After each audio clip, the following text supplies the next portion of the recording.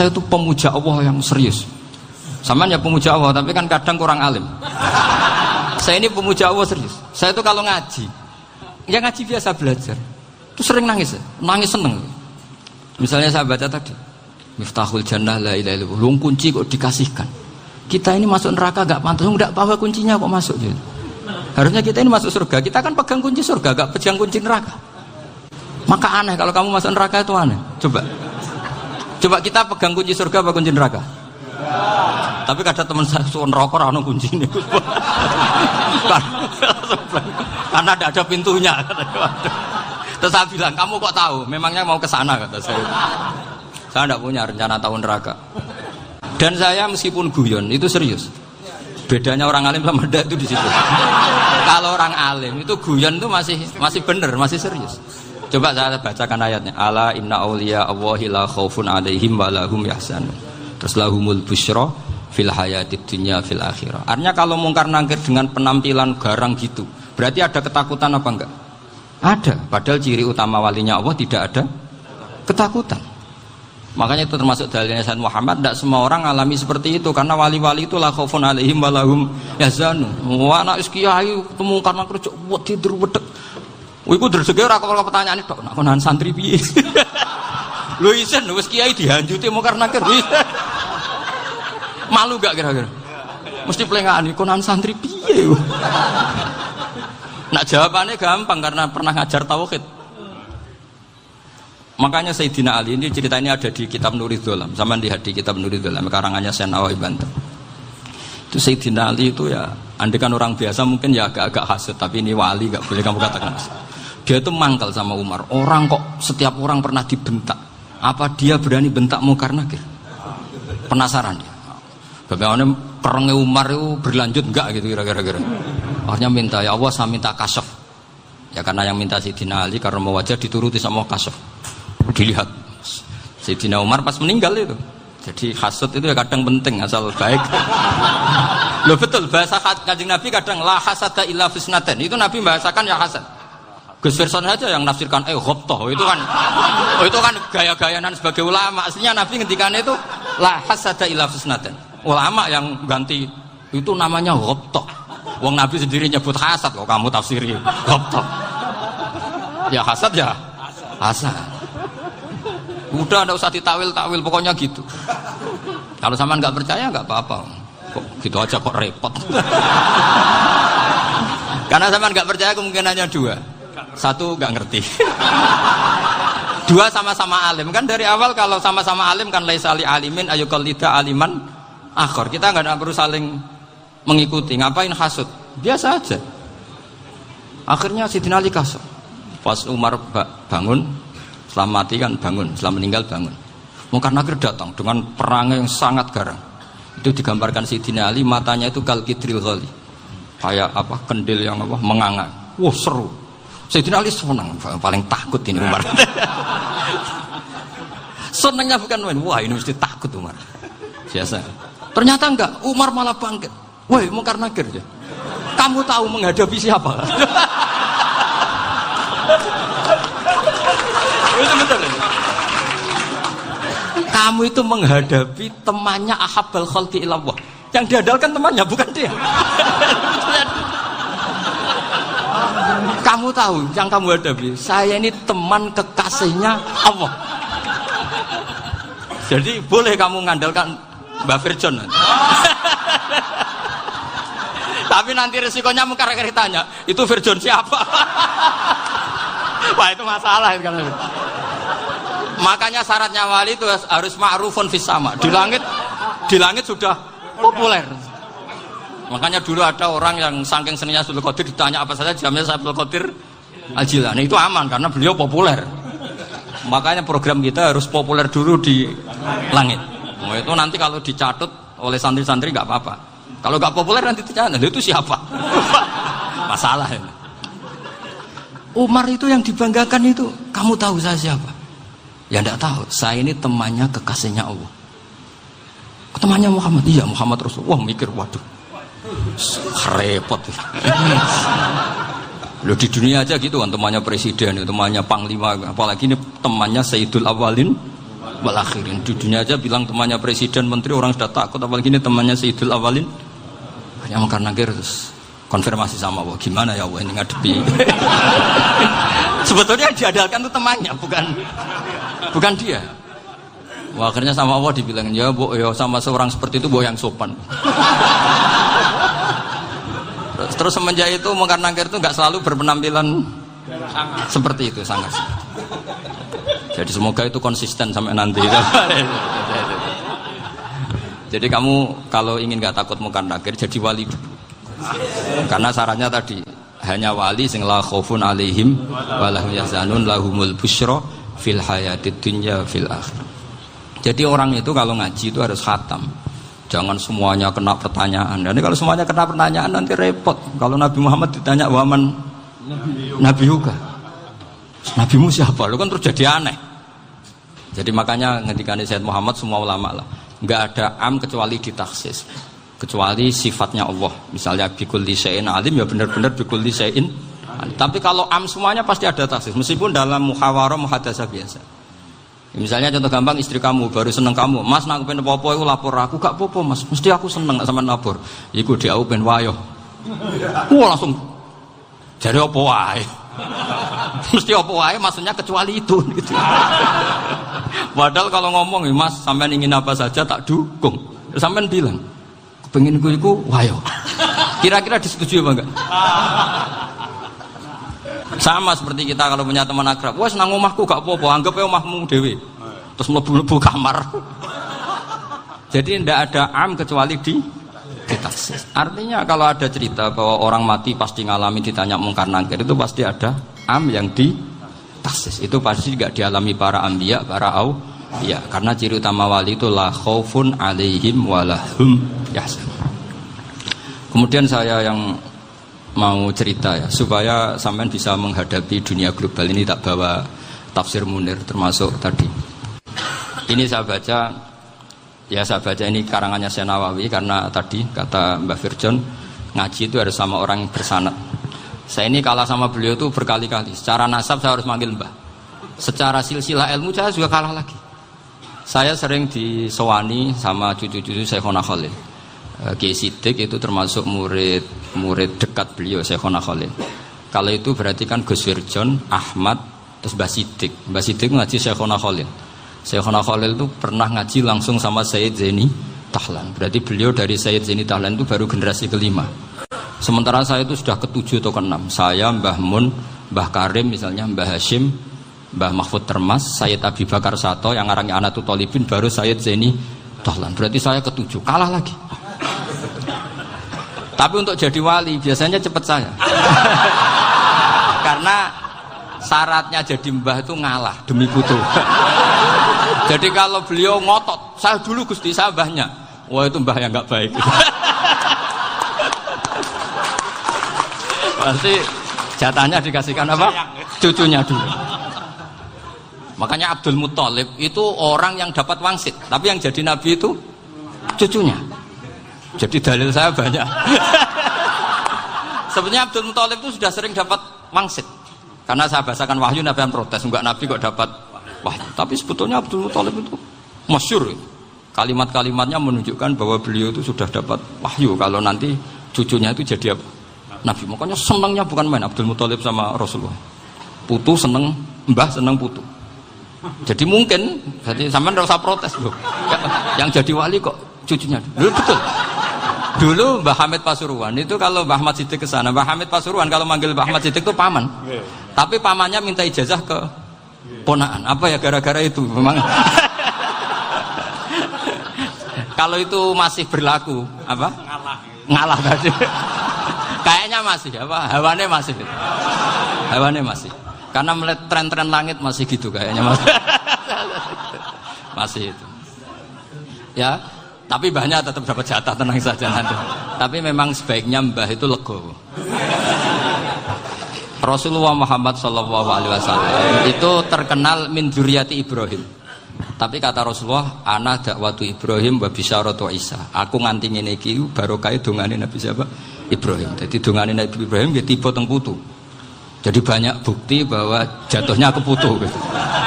Tadi saya di kamar sama beliau berduaan. Nih Mbah sing dadi wali dhisik ndi? Aku Mbah. Cocokan tadi. Nah, kenapa saya akhir-akhir ini gulirkan daftar wali? Kenapa? Saya ini resah ya, orang sudah ingin dicintai pejabat, dicintai tetangga, dicintai teman. Tapi kadang-kadang orang lupa lagi dicintai Allah. Makanya saya meskipun guyon, tapi ini amdan, bukan sahwan. Supaya orang punya cita-cita lagi jadi wali, ingin dicintai Allah. Kita ini terlalu lama ingin dicintai makhluk. Mbok ya naik kelas sedikit lah. Ingin dicintai Allah Subhanahu wa ta'ala. Meskipun saya guyon, tapi tadi guyon saya tuh lebih serius ketimbang serius Anda. Karena tak pikir. Saya tuh kalau pergi itu seneng ngebis, bukan karena saya tidak punya mobil, tapi saya sering mau butuh itu supaya gak diganggu. Karena saya tuh harus punya waktu sendiri. Kalau ngebis kan ketemu orang gak kenal, tapi sekarang ya gak susah, banyak yang kenal. Dan susahnya lagi gak minta ijazah, minta foto. Repot tuh. Mau dibenci itu umatnya Rasulullah Shallallahu Alaihi Wasallam. Mau disetujui itu sanatnya mana? Kalau ketemu orang alim minta apa? Foto. Itu nggak ada sanatnya. Nggak tahu saya itu mazhab dari mana itu. Ya mazhab milenial yang jelas itu kan. Ini tak baca ya biar dapat. Karena ini kenangan saya sama Mbak Ahmad Siddiq. Saya masih ingat betul beliau ngisi hallnya Mbak Abdullah bin Umar, berarti abahnya Mbak Hamid. Karena mbah saya itu Fatimah binti Khalid bin Umar. Kalau Mbak Hamid itu Hamid bin Abdullah bin Umar. Itu saya masih ingat betul zaman itu Mbah Hamid siap hall di Lasem itu rawuh dan saya derek mbah saya karena masih misanan datang ke Lasem. Itu beliau pas itu ngisi sama Mbah Mun. Mbah Mun masih muda, Ki Ahmad Siddiq sepuh senior. Itu beliau cerita bahwa dulu ketika Indonesia dijajah Jepang itu para kiai mimpi dibacakan ayat Ghulibatir Rum fi adnal ardi wa hum min ba'di walabihim. Terus ada kiai yang tanya, takwilannya gimana? Ya nanti Jepang pulang bukan karena kita yang mengalahkan, tapi Jepang ada yang mengalahkan sendiri, meskipun tidak kita. Kayak dulu Faris tidak dikalahkan Islam, tapi dikalahkan Romawi, tapi yang senang umat Islam. Wa yauma idzi yafrahul mu'min. Itu luar biasa ulama-ulama kita. Delalah kejadiannya Indonesia seperti itu. Yaitu kita tidak mengalahkan Jepang, tapi Jepang pulang sendiri karena dikalahkan apa? Sekutu. Ya ini saya baca. Ini tidak usah dicek bacanya benar apa enggak. Sudah aman apa? Aman. Karena kalau saya salah itu ya sengaja. Artinya ya sengaja saja. Ya biasa maksudnya. Saya kemarin ngisi di Pondok Peloso, di Pondok Al Munawir Jogja. Salah itu ada dua. Ada salah yang memang benar-benar salah. Itu enggak apa-apa, bisa dimakfu. Karena mesti sangke wong goblok salah yang terus itu. Ada salah bawaan ilmu, itu repot tuh dadaninnya. Karena misalnya kita yang biasa belajar qiraah sab'ah wa yahsibuhu, mesti diulang lagi wa yahsabuhu. Karena qiraahnya Imam Asim itu hasibah yahsabu bi fathis sin. Sementara kita kalau ngaji kitab kulino yahsibu. Sehingga kita yang biasa belajar sab'ah itu kalau baca kitab itu kayak orang bingung. Kadang-kadang yang ngaji juga bingung. Gus Pak mau cok bulan pilih. Ya tepat-tepatan. Ada yang mengatakan Gus Pak bingung. Ada yang mengatakan Gus Ba alim alama, ya tepat-tepatan nasib tadi. Karena memang ya sab'ah memang seperti itu. Misalnya kufuan itu Imam Asim baca kufuan. Tapi beliau punya murid namanya Syu'bah. Itu kalau baca kuf'an. Makanya kita itu, ini kan khataman Quran ya. Jadi saya menyinggung sedikit tentang qiraah sab'ah. Tadi beliau juga sudah tak kasih kitab saya Hifdzuna Liyadal Mushaf. Sama tak ajari latihan sab'ah. Memang angel ya. Makanya yang nggak bisa itu wong pinter. Sudah tahu angel ya nggak usah diteruskan kan. Orang menghindari barang angel itu pinter apa goblok? Pinter. Berarti wong goblok pinter. Saya tuh makanya sama orang goblok tuh respect. Jadi orang alim tuh angel apa gampang? Angel. Menghindari barang angel pinter apa goblok? Loh, orang menghindari barang angel pinter apa goblok? Pinter. Berarti wong goblok pinter. Jadi saya sama orang-orang goblok itu respect. Sudah tahu jadi orang alim angel ya barang angel ya harus dihindari. Makanya saya ini insya Allah umatnya Nabi yang termasuk yang terbaik. Amin. Karena mencintai umatnya Nabi termasuk yang goblok. Itu tidak gampang itu. Karena tadi sudah tahu ya. Seperti itu loh orang naik Panjat Pinang itu yang naik karena ingin hadiah. Yang nonton sudah tahu wah licin kok dinaikin mau keplodok ya. Tapi orang sepakat yang nonton juga pinter karena sudah tahu ribet kok Tuku ning pasar rak kena lha opo menek. Sama sampean juga gitu. Ngalim tafsir angel, ngalim fikih angel. Nek karek ngaji ngrekam kan gampang. Itu pintar apa goblok? Pintar. Iya. Makanya kula niku mbok burohno ngono tok. Saya tadi dinasihati Mbak Firjon, muga-muga hati saya selamat. Saya itu meskipun kata orang banyak, muhibbin saya banyak, tapi saya insya Allah tidak riya. Saya itu pakai kitab namanya Tasbidul Fuad, itu karangannya Said Abdul Haddad. Ketika beliau punya muhibbin banyak ditanya, bagaimana ya Habib Anda menjaga hati Anda? Jamnya Said Abdul Haddad itu unik. Innama azzamu Allah. Mereka itu sebenarnya menghormati Allah, cuma butuh sarana, dan itu saya. Jadi saya tahu sampean semua itu mencintai Quran, mencintai sunnah Rasul, mencintai hadis-hadis Rasul. Cuma sampean kan karena nggak paham, terus manfaatkan saya. Jadi sebenarnya saya ini korban. Korban. Jadi saya mau riak gimana? Korban kok mau. Bangganya di mana tuh? Coba sampean misalnya ngaji tafsir, belajar sendiri kan susah. Terkibnya susah, maknanya susah, bahkan beli kitabnya kadang tidak kuat. Loh, untuk jadi alim tafsir itu kan harus beli kitab. Loh, saya sering belajar kitab itu jutaan. Tafsir Tobari, saya pernah beli kitab Fakhrur Razi itu berapa coba? 27 jilid. Karangannya Fakhrur, belum karangannya ulama modern, Imam Sya'rawi. Itu berapa jilid? Itu jutaan. Saya kemarin juga dihadiahi kitab Pak Quraish Shihab namanya Faidul Bari fi Syarhil Bukhari. Pak Quraish Shihab yang terkenal. Dia sering diskusi sama saya. Saya ngasih hadiah beliau ngasih hadiah saya. Oh itu harganya nggak kuat. Tidak kuat kadang di Indonesia nggak ada coba. Dan sama orang hebat menghindari kesulitan itu. Nah, kesulitan itu sebab ngaji ikut, kalau nggak paham dirukok rekamannya sudah gitu. Pinter mana sampean sama saya? Pinter sampean kan? Bikin sosis susah, beli aja kok repot kan. Makanya nggak boleh orang bilang, wah aku goblok reso tafsir aku wong pinter. Makanya nanti kalau saya ketemu Nabi tidak termasuk orang yang mentahkir orang Islam. Kafa bil mari isman ayah kira akhahul muslim. Jadi cukup orang itu dosa kalau menyepelekan orang Islam. Termasuk darani sampean goblok itu dosa. Caranya nggak darani goblok ya tadi di logika tadi. Alim itu angel. Ngendari angel itu pinter. Berarti wong bodoh. Pinter ya sudah gitu. Tapi tetap bodoh. Tapi ini satu cara untuk saya respect gitu. Coba orang yang ngaji tafsir saya banyak, mungkin ribuan. Itu sebetulnya mencintai Quran. Karena Quran adalah kitab suci yang panduannya umat Islam. Sangat mencintai Quran. Terus kemudian mereka nggak paham. Terus mencari orang yang memahamkan. Burohno lah cara Jawa ini. Terus keren saya itu di mana coba? Lah terus mereka kurang ajarnya gini, kalau paham itu ya alhamdulillah paham. Kowe nak ngaji Gus bae ngono tok. Tapi nek ora paham, ora nyalano akale. Mari Gus Bahan nerangno cepet mulane gak paham. Ora kok nyalano teke sing lelet. Maksud kan masyaallah naudzubillah tenan. Sebetulnya tingkat kurang ajarnya tinggi Gus sebenarnya. Jadi kalau enggak paham itu kadang enggak nyalahno uteke. Kayak mau misalnya, mau mari mikir ra jelas. Padahal misalnya jelas ora mesti paham, bodoh. Paham? Jadi kata Said Abdul Haddad, innama azzamu Allah. Sebenarnya mereka itu sangat menghormati Allah. Makanya kita nggak perlu mengatakan wasilah itu kafir, nggak akan. Karena orang tawasul sama Rasulullah itu ingin dapat ridhonya Allah lewat orang yang dicintai Allah. Kita mencintai wali sebenarnya, wah itu kekasih Allah. Kita mencintai itu karena mencintai Allah. Sama seperti gini. Kamu mencintai kangkung apa enggak? Sebenarnya sama sekali enggak. Tapi kamu ingin sehat, ada asupan gizi. Kamu ingin tubuh kamu sehat, butuh asupan gizi. Kemudian kamu makan kangkung. Apa terus kamu cinta kangkung kan enggak? Cinta kesehatan kamu sama. Orang yang mencintai saya sebenarnya ingin kepuasan rohani. Saya kan termasuk kiai yang torekonya gampang. Ini swarga, kan akhirnya penggemarnya banyak.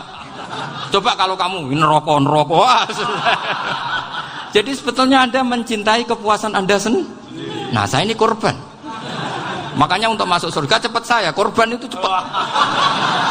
Da'watul mazlum la turaddu kan gitu. Laisa bainahu wa bainallah hijab. Jadi saya kalau donga langsung seret langit.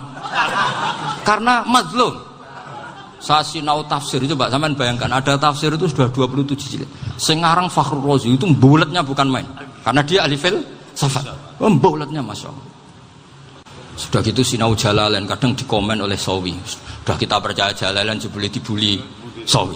Percaya Sawi dikandani, "Oh iku Maliki rasa ribet." Sudah gitu sinau Qurtubi, sinau tafsir Tabari itu susahnya. Belinya susah, belajarnya susah. Padahal saya punya keluarga, punya istri, punya anak. Bayangkan kalau istri saya rewel, kayak istri sampai. Wah itu, tapi alhamdulillah enggak. Sama sekali enggak. Allah sudah milihkan, wah ini bahaya kalau punya istri rewel. Imam Sibawai itu kitabnya banyak, tapi yang terbukukan hanya kitab Sibawai. Karena beliau kalau sudah belajar lupa istri. Hanya pas beliau di pasar, kitabnya dibakar semua sama istrinya. Karena dianggap saingannya. Ternyata yang dicerai tidak kitabnya, malah istrinya. Itu Imam siapa? Sibawai. Tapi alhamdulillah kitab saya nggak terbakar, aman. Saya teruskan ya. Jadi untuk menjaga riya dilatih innama azzamu Allah. Sebenarnya mereka itu menghormati Allah. Sehingga wasail-wasail itu sebenarnya nggak pernah jadi subjek pelaku utama, enggak. Tetap Allah. Sebab itu kata Sayyid Muhammad, kamu kok mengatakan wasilah itu kafir itu gimana? Ketika innallaha qad ba'atsa lakum taluta malika.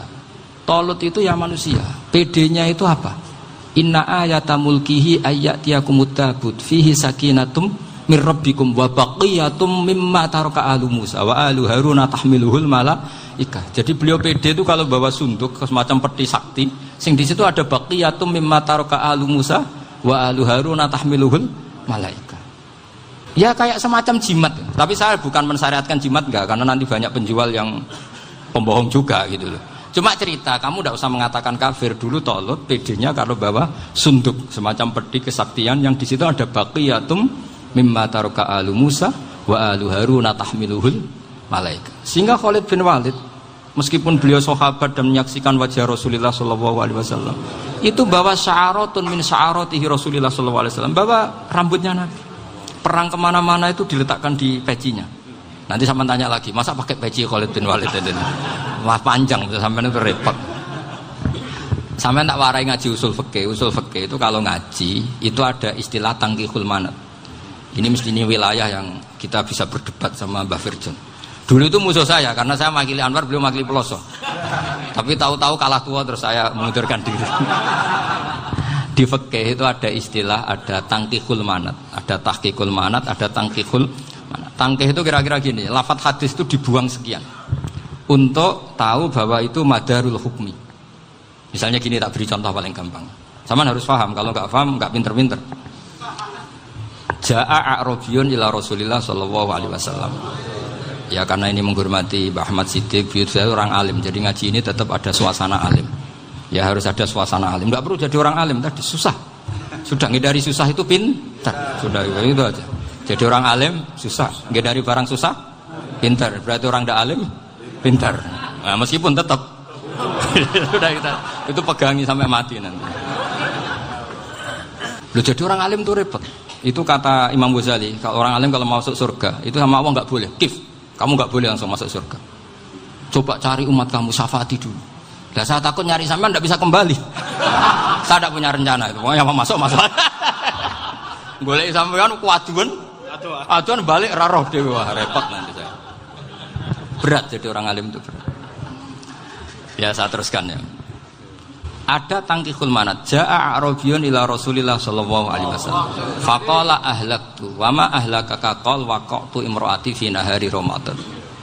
Ya sidang kita, saya ini rusak ya Rasulullah. Kenapa? Karena saya menjima istri saya fi nahari Ramadan. Terus kata Nabi, kamu harus bayar kafarah. Napa Nabi kafarah? Puasa 2 bulan. Wong baru 1 hari aja terjadi gitu kok disuruh puasa 2 bulan. Ya tidak kuat ya Rasulullah. Baru berapa hari saya puasa aja kecelakaan seperti itu. Apalagi kalau sampai 2 bulan. Tidak ya Rasulullah. Ya sudah kalau gitu kamu pertama ngasih makan apa? Itqu raqabah kan, pertama merdekakan budak. Tapi kan sekarang nggak ada budak makanya. Terus sekarang langsung puasa. Wah ini nggak bisa semua.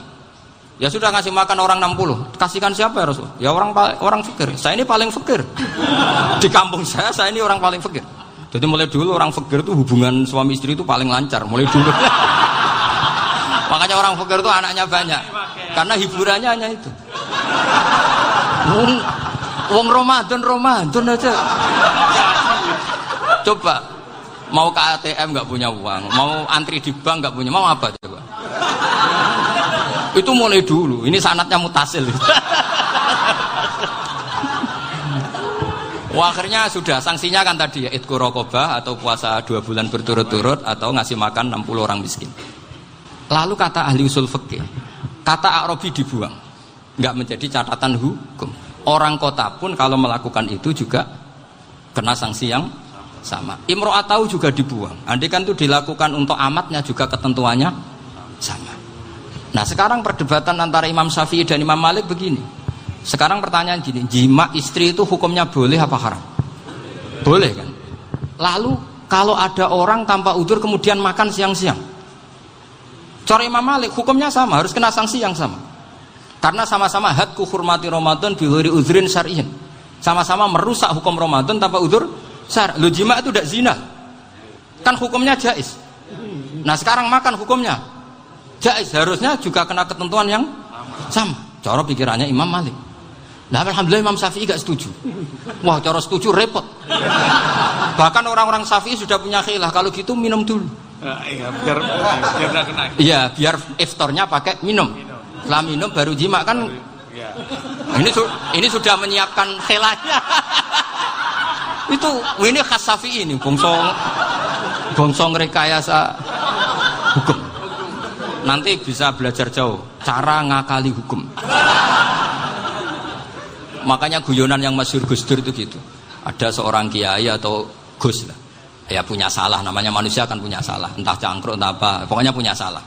Ada wartawan yang ngiranya semua kiai itu orang suci, sehingga tanya sama Gus Dur, Gus itu ada kiai kok, ya pokoknya salah lah. Tapi jangan bayangkan dosa besar, enggak, kecil-kecil aja. Itu gimana itu? Padahal kiai kan orang suci. Jawabnya Gus Dur lucu. Ya justru yang boleh salah itu para kiai. Kalau kamu nggak boleh. Loh, kok bisa Gus? Karena mereka tahu caranya tobat. Repot. Kalau kamu nggak tahu caranya, sama pelanggaran hukum itu ya harus pakar-pakar hukum. Ya. Itu yang tahu caranya rekayasa. Kalau kamu ya kena pasal kan. Ya. Jadi kamu jangan niru saya. Saya ini punya sekian cara untuk Nah, itu namanya khilaf. Makanya kata Sayyid Muhammad, kamu tidak usah anti khilaf. Karena Abu Hanifah itu membolehkan khilaf, kitabul khiyal. Yang penting kamu soleh dulu. Setelah soleh nanti Allah maklumi. Soleh dulu, syaratnya soleh dulu. Kalau tidak soleh jangan. Contohnya gini, ada orang mau puasa lemes sekali, mau makan. Gampang. Kalau langsung makan kan kayak hadku hormati Ramadan biwari udrin syar'iyyin. Aku langsung mau jembera sowan Mbah Firjon. Sudah status saya apa? Musafir. Nah, sudah berangkat aja sampai Tuban makan. Nanti kalau nggak jadi ya nggak apa-apa sudah. Kan mulai pergi sudah musafir. Saya tidak tahu nanti malaikat tertarik gebuki nggak tahu. Tapi itu ada khilafnya. Asal soleh. Karena kata Sayyid Muhammad dan semua kitab mengatakan itu. Kalau sama nggak tahu ya kebablasan. Nabi Ayub, yang nabi yang terkenal Gudiken itu siapa? Ayub ya. Nah, itu yang Israiliyatnya kan seru lah. Gudiken dikukur bek kreweng itu terlalu lah kalau itu. Untuk kreweng konti, orang Arab orang kreweng itu sudah masalah itu. Singkat cerita, Nabi Ayub ketika diasingkan kaumnya itu kan nggak punya sumber makanan. Lah orang lelaki itu mulai dulu egois. Istrinya Nabi Ayub itu cantik sekali. Udah cantik, rambutnya bagus. Makanya kamu nggak usah tanya kenapa istrinya kayak banyak yang cantik. Ya, nah warasatul anbiya, nggak boleh gitu. Kalau nggak cantik ya warasatul anbiya dari segi balak. Istrinya Nabi itu semuanya cantik. Nggak usah tanya sebabnya apa, pokoknya gitu, semuanya cantik. Singkat cerita, beberapa kali istrinya Nabi Ayub itu kerja demi bisa nafkahi Nabi siapa? Suatu saat itu tidak ada pekerjaan yang cukup untuk beli roti. Satu-satunya peluang dapat rezeki itu putrinya raja itu rambutnya berondoli. Terus ada sayembara siapa yang rambutnya bagus mau dibeli. Sampai rambutnya istrinya Nabi Ayub itu dijual. Nabi Ayub tersinggung karena itu mengurangi kecantikan. Jadi lelaki mulai dulu gitu. Udah nggak urun kalau istrinya nggak cantik itu komplain. Itu khasnya lelaki. Jadi kalau kamu gitu ada sanadnya juga, tenang saja ya. Komplain ya pegawaian itu. Saking mangkelnya Nabi Ayub terus ngendikan la adriban naki mi'ata sautin. Kamu akan saya pukuli dengan mi'ata sautin atau dengan 100 cambukan. Atau mi'ata dikhtin atau mi'ata apalah sesuai konteks zaman itu. Engko namanya pecut tuku konti kok ribet lagi. Singkat cerita, akhirnya ketahuan bahwa istrinya menjual itu demi Nabi Ayub. Allah nggak ridho kalau kekasihnya yaitu istrinya Nabi Ayub wis perjuangan kayak gitu malah kena hukuman. Tapi Allah juga nggak ingin kekasihnya yang bernama Ayub melanggar sumpah. Padahal beliau sudah sumpah, wallahi demi Allah nanti tak pukul dengan 100 kali. 100 kali dengan lidi lah misalnya, contoh yang gampang tuh lidi. Akhirnya sama Allah dikasih satu solusi. Wa khud biyadika dikhsan fadrib bihi wala tahnas.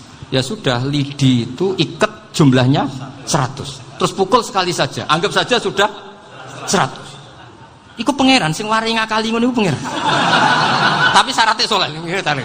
Syaratnya soleh. Jadi kalau kamu anti khilaf berarti anti ajarannya Allah di ayat itu. Wa khud biyadika dikhsan fadrib bihi wala tahnas. Itu dulu ada, ini cerita di Ithaf, ini cerita terakhir, ini sudah, sama jangan nama sudah. Terus pengumuman tadi, yang nggak pernah sepuh ngutang saya itu haram tadi. Karena tadi saya punya kewajiban di rumah yang bisa menggugurkan ya kewajiban yang lebih besar. Lebih besar itu ya tadi, bisa pernah guru, pernah sepuh, yang jelas nggak umur. Umur sampean menangkap itu, tua serepot itu. Ada raja itu ganteng kaya, senengannya nikah perawan cantik. Itu semua kampung mesti kenal. Mungkin digilir atau gimana pokoknya. Suatu saat ada pemuda suka sama perempuan yang di kampungnya, cantik sekali. Kemudian pemuda ini ternyata pekerja di kerajaan itu. Tiap hari ditanya, oh itu yang di kamu yang cantik siapa? Mau saya nikahin gini. Wah bahaya ini, saingannya raja. Jadi yang dibidik pemuda tadi itu saingannya. Si raja ini orang yang namanya raja kan gengsinya tinggi. Kaifatang kihuha wa qad ra'aitu qad qabbalaha rajulun. Kok boleh kafi? Saya tuh pernah melihat dicium lelaki. Wah, gak mau. Gak gelem, kadang ditambung lan waqat qabbalah rajulun. Saya pernah melihat sendiri qabbalah rajulun, dicium oleh lelaki. Wah, sudah gak minat raja langsung. Gak keren. Suatu saat pemuda tadi nikahi perempuan itu. Rajanya marah-marah. Kamu lelaki gak punya harga diri gini. Gak punya selera, gak punya harga diri, sudah pernah dicium orang kok tetap dinikah. Bilang ke raja, ta'rif manir rajul, lelaki itu siapa? Abuha. Kamu tahu lelaki itu siapa? Sopo? Abuha. Bapaknya. Saya kan hanya bilang rajulun. Pernah dicium lelaki. Lah pikirannya raja itu lelaki ya kue-kue ngene iki. Tapi butuhe canom mau raja ben gak sida, itu aja tuh. Baru kayak digulirkan gitu, waqat qabbalah rajulun. Wah nggak mau. Setelah itu suatu saat pegawainya tadi nikahi perempuan. Kamu nggak punya harga diri gini. Kamu tahu manir rajul apa abuha? Wah nak ngono aku gak apa-apa. Lah monggo sakniki wis bojo kula. Ora trimo wis diambung wis macam-macam. Lah itu namanya khilah. Apa? Khilah. Kalau di Balaghah disebut tauriyah atau apalah. Tapi saya tidak ngajari sampean seperti itu. Sudah pinter sebelum saya ajarin. Bangsa ngakali kan sudah pinter. Saya kira demikian. Assalamualaikum.